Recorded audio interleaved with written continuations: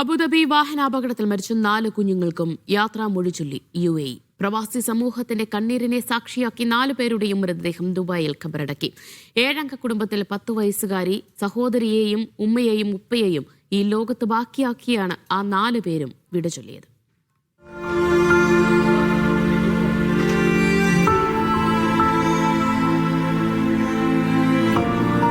അബുദാബിയിലെ അപകടത്തിൽ മരിച്ച ഒരു കുടുംബത്തിലെ ആ 4 പിഞ്ചു കുഞ്ഞുങ്ങളും ഇനി ഒരുമിച്ച് കിസൈസിലെ ഖബർസ്ഥാനിൽ അന്തിയുറങ്ങും. 4 ആൺമക്കൾക്ക് ഏക സഹോദരി. വീട്ടിലെ കുഞ്ഞു വഴക്കുകളും സന്തോഷങ്ങളും എല്ലാമായി ആ കുഞ്ഞുങ്ങളുടെ ശബ്ദത്താൽ നിറഞ്ഞ ദുബൈയിലെ വീടിന്റെ അങ്കണത്തിൽ ഇനി മുഴങ്ങുക നല്ല കുറെ ഓർമ്മകളും വേദനകളും മാത്രമാകും. ലിവ ഫെസ്റ്റിവലിൽ ശൈത്യകാല സ്കൂൾ അവധി ആഘോഷിക്കാൻ പോയതായിരുന്നു ആ കുടുംബം. കുറെ നല്ല സന്തോഷ നിമിഷങ്ങൾക്ക് ശേഷം തിരിച്ച് വീട്ടിലേക്കുള്ള ദീർഘയാത്ര. ഉപ്പയും ഉമ്മയും മാറി മാറി വാഹനമോടിച്ചപ്പോൾ അവധി കഴിയുന്നതിന്റെ സങ്കടവും തൊട്ടടുത്ത നാൾ സഹപാഠികളെ വീണ്ടും കാണാമെന്ന സന്തോഷത്തിലും ആ കുഞ്ഞുങ്ങൾ നിദ്രയിലാണ്ടു. ഇനി ഒരിക്കലും തിരിച്ചു വരാത്ത ആഴത്തിലായിരുന്നു ആ നിദ്രയെന്ന് ആ കുഞ്ഞുമക്കൾക്ക് അറിയില്ലായിരുന്നു. ഉമ്മയും ഉപ്പയും കൊച്ചനുജത്തിയും മാത്രം രക്ഷപ്പെട്ടു. സഹോദരങ്ങൾ 4 പേരും യാത്രയിലും തങ്ങളെ സ്നേഹം കൊണ്ട് പരിചരിച്ച ആയ ബുഷറയും ഒന്ന് യാത്ര പോലും പറയാതെ വിടവാങ്ങി. ഉമ്മ ആശുപത്രി കിടക്കയിൽ, പാപ്പ വീൽചെയറിൽ. സഹോദരങ്ങൾ പോയതറിയാതെ ആ കുഞ്ഞു സഹോദരിയും. കഫൻ പുടവയിൽ പൊതിഞ്ഞ് നിരനിരയായി കിടത്തിയ കുഞ്ഞു ശരീരങ്ങൾക്ക് മുമ്പിൽ പ്രവാസലോകം കണ്ണീരണിഞ്ഞു.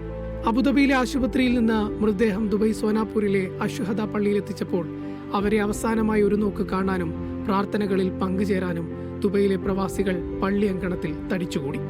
അതുവരെ വാനിൽ കറുത്തിരണ്ട മേഘങ്ങൾ ആ നൊമ്പരക്കാഴ്ച കാണാനാവാതെ ആകണം എങ്ങോ പോയി മറഞ്ഞു.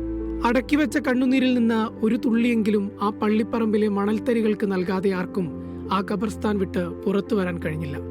ചടങ്ങുകൾക്കായി ആശുപത്രിയിൽ നിന്ന് വീൽചെയറിലെത്തിയ പിതാവിന്റെ സാന്നിധ്യം ബന്ധുക്കളെയും കണ്ടുനിന്നവരെയും കണ്ണീരിലാഴ്ത്തി. നമ്മളറിയാത്ത ഒരു കുടുംബത്തിലെ പൊന്നാര വാക്കുകൾ കിട്ടുന്നില്ല.